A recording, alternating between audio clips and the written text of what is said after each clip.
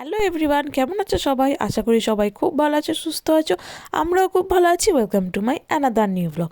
তো আজকে সকালবেলা উঠেছি ঘুম থেকে। আজ প্রচণ্ড গরম পড়েছে, যার জন্য ভীষণ ভালো লাগছে ওয়েদারটা। আর এই যে দেখো, সকাল সকাল আমাদের বাড়ির সামনেই আমাদের নতুন অতিথি। তো এই রকম কিন্তু প্রায় দুটো তিনটে বিড়াল আছে।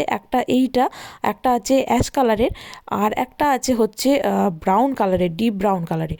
এই তিনটে বিড়াল আজকাল থেকে ভীষণ গুড়গুড় করে আমাদের বাড়ির সামনে। দেখতে পাচ্ছ বাইরেটা কত ঝলমল করছে। আর আজকে যেহেতু গরম পড়েছে, তো সেই জন্য আজকে আমি ভাবছি আমি গাছগুলো বসিয়ে ফেলবো। ওই যে দানাগুলো ইন্ডিয়াতে কিনেছিলাম, আর এছাড়াও লিটল থেকে কয়েকটা ফুলের চারা কিনেছি।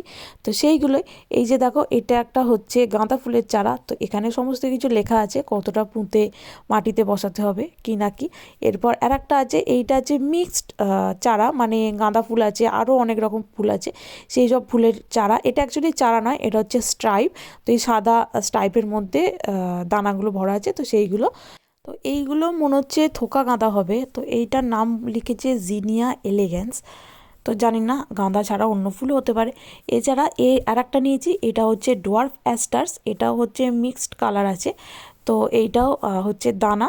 এই দানাগুলো পুঁততে হবে। তো তার আগের পিছনে কিন্তু লেখা আছে কত সেন্টিমিটার খুঁড়ে সেটাকে পুঁততে হবে। তো সেই সমস্ত কিছু পড়ে তারপর পুঁতবো। আর এই যে ওই যে ছোটো গাঁদার, এটা বলছিলাম সাদার উপর স্ট্রাইপ এর মধ্যে বসানো। এই যে এটা তিনটে স্ট্রাইপ আছে, কিন্তু বেশ বড়। তো এই স্ট্রাইপগুলো ছিঁড়ে ছিঁড়ে করতে হবে। তো এখন আমি বাড়ির পিছনে বসাবো। তো তার জন্য একখানা আমি ছিঁড়ে নিয়ে যাব। নিয়ে গিয়ে আগে আমি বাড়ির পিছনে ট্রাই করব কিভাবে বসাতে হয়, তারপর বাড়ির সামনে এসে বসাবো। তো এই যে চলে এসেছি বাড়ির পিছনে বসাতে। তো এইখানটা আমি এই যে রাস্তাটা আছে এর ধারে বসাবো। তো তার জন্য ওই কিছুটা ছেড়ে, এক হাত মতো ছেড়ে, তারপর আমি মাটি ঘুরে ঘুরে বসাচ্ছি। তবে এইখানে হাওয়া দিচ্ছে বেশ। তো আর এইখানে হচ্ছে ঘাস আছে, তো ঘাসগুলোকে তুলে তুলে তারপর মাটির জায়গা করে তারপরে একটু একটু করে পুঁততে হচ্ছে। আর আমি ওই চামচটা নিয়েছি, চামচটা করেই ভালো পুঁতা যায়, যেহেতু নরম মাটি এখানে। তো সেই জন্য একটু একটু করে খুঁড়ছি আর একটু একটু করে এটাকে পুঁতে দিচ্ছি। তো গাঁদা গাছের স্ট্রাইপটা তো বসিয়ে দিলাম। তো তারপর ভাবলাম যে এই দিকটাতেই আর একটু একটু দূরত্ব রেখে রেখে, ওই 15 সেন্টিমিটারের মতো ডিস্টেন্স রেখে রেখে, ওই যে ডোয়ার্ফ অ্যাসট বলে যে গাছটা ছিল পার্পল কালারের, তো ওইটারই কয়েকটা করে দানা এখানটা একটু একটু করে গর্ত করছি আর পুঁতে দিচ্ছি। তো এরপর চলে এসেছি বাড়ির সামনেতে। এইখানে ভাবছি যে ওই যে জিনিয়া ফুলটা আছে, মানে থোকা গাঁদা টাইপের যেটা, ওইটা এখানে বসিয়ে দেবো। তো এই যে এইখানে ওই যে গোলাপ গাছটা আগের বছর বসিয়েছিলাম, সেটা কিন্তু এখনও বেঁচে আছে। তো আমরা ভেবেছিলাম গাছটা বড় হবে, সেই জন্য ওই রকম জায়গায় বসিয়েছি, কিন্তু গাছটা বড় হয়নি আর ফুলও হয়নি শীতকালে, এবার হবে। আর এই জায়গাগুলোতেই আমি জিনিয়া গাছটা বসিয়েছি। এইটা হচ্ছে করলা দানা, এটা হচ্ছে লাউ দানা, এটা হচ্ছে কুমড়ো দানা, এটা হচ্ছে চাল কুমড়ো দানা, এটা হচ্ছে পেঁপে দানা, এটা হচ্ছে লেবু দানা। আর তুলসী দানা ছিল, সেটা আমি দিয়ে দিয়েছি। তো এরপর আমি সমস্ত দানা নিয়ে আর ওই চামচটা নিয়ে এইদিকে চলে এসেছি। তো স্নান করে আবার এলাম আমি গাছ বসাতে।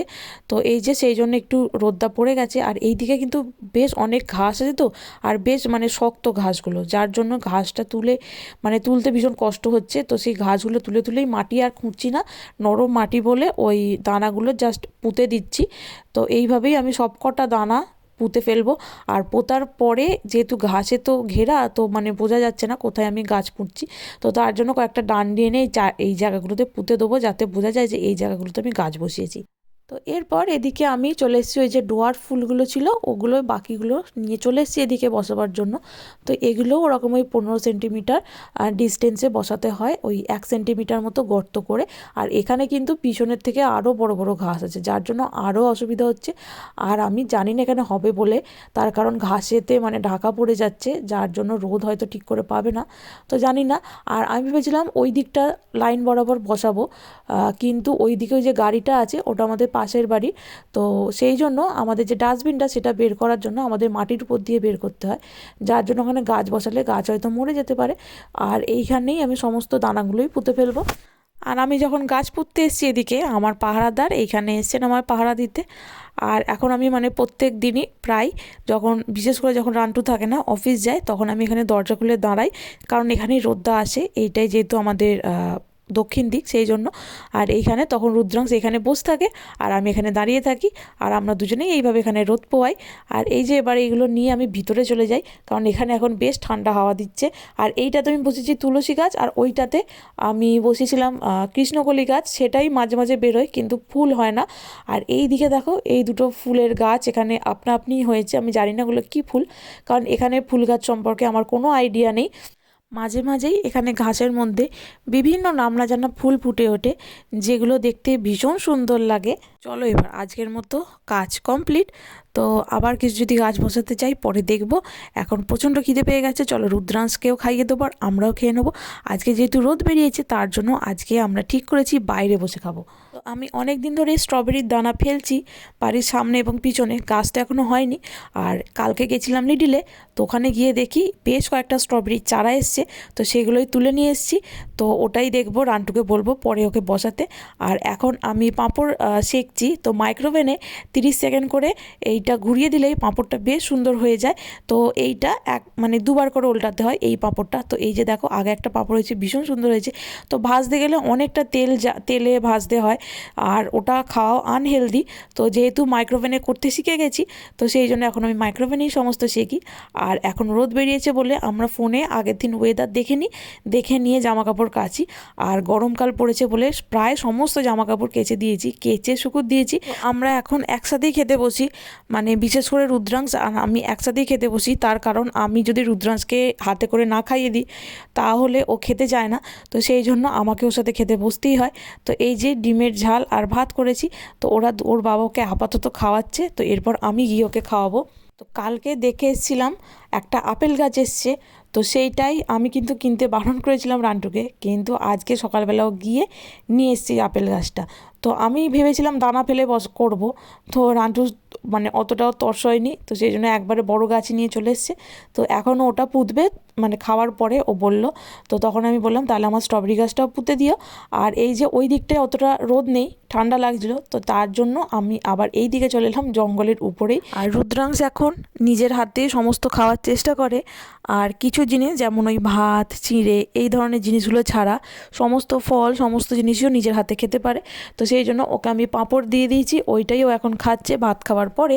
এখন যেহেতু গরমকাল পড়ছে, তো সবাই স্বাভাবিকভাবে গার্ডেনিং করবে, তো তার জন্যই এখন সমস্ত দোকানেই এই ধরনের গার্ডেনিংয়ের জিনিসগুলো এসেছে। তো কালকে গিয়ে লিটিল থেকে এই দুটো জিনিস এনেছি, একটা দিয়ে ওই মাটি খোঁড়া যাবে, আর একটা দিয়ে মাটি খুঁড়ে গাছ বসানোর জন্য, আর একটা দিয়ে ওই ঘাস কাটার জন্য, ঘাস ওবড়ানোর জন্য। তো ওইটাই রান্টু করছে। আর এই যে দেখো আমাদের বাড়িতে একটা গাছ আছে, সেই গাছটাতেই ছোট্ট ছোট্ট হলুদ ফুল এসছে। তো এইটা কিন্তু ফুলের গাছ নয়, এটা শুধু পাতাই থাকে, কিন্তু প্রথমেই যে ফুলগুলো এসছে এরপর হবে পাতা। আর এইখানেও একটা গাছ আছে, এই গাছটাতেও একদম শুধুমাত্র মাথাতেই এসছে পাতা। এই যে এই দিকে বসিয়েছে স্ট্রবেরি গাছগুলো। তো এখানটা রান্টু বেশ সুন্দর মাটি বের করে, মানে সমস্ত ঘাস উপরে ফেলে ভালো করে বসিয়েছে। আর ওই যে একেরটা যে আমাদের ভেঙে গেছিলো, ওইটার প্লাস্টিকের টুকরোগুলো এইটা দিয়ে মানে বসিয়ে ঘিরে দিয়েছে। তো এখন ভাবছি ওই প্লাস্টিকের টুকরোগুলো আমার গাছের এইখানটা পুঁতলে ভালো হতো, ও ভালো বুদ্ধি লাগিয়েছে। আর এইখানে বসিয়েছে হচ্ছে আপেল গাছটা। তো আপেল গাছ কিন্তু খুব বড় হয় না, একটা মানুষের সাইজের হয়, তবে এর ডালপালা অনেকটা ছড়ানো থাকে। তো এইটাই কোণের দিকে বসিয়েছে, একটু বুঝে সুঝে এটা বসাতে হয়। তো চলো তাহলে আজকে ব্লগটা আমি এখানেই শেষ করছি, আবার একদিন দেখা হবে অন্য একটি ব্লগে। তোমরা সবাই ভালো থাকবে, সুস্থ থাকবে। আর আমার ব্লগগুলো যদি ভালো লেগে থাকে তাহলে অবশ্যই লাইক কমেন্ট ও শেয়ার করে আমার পাশে থেকে আমায় মোটিভেট করো। আজকের মতো বাই বাই।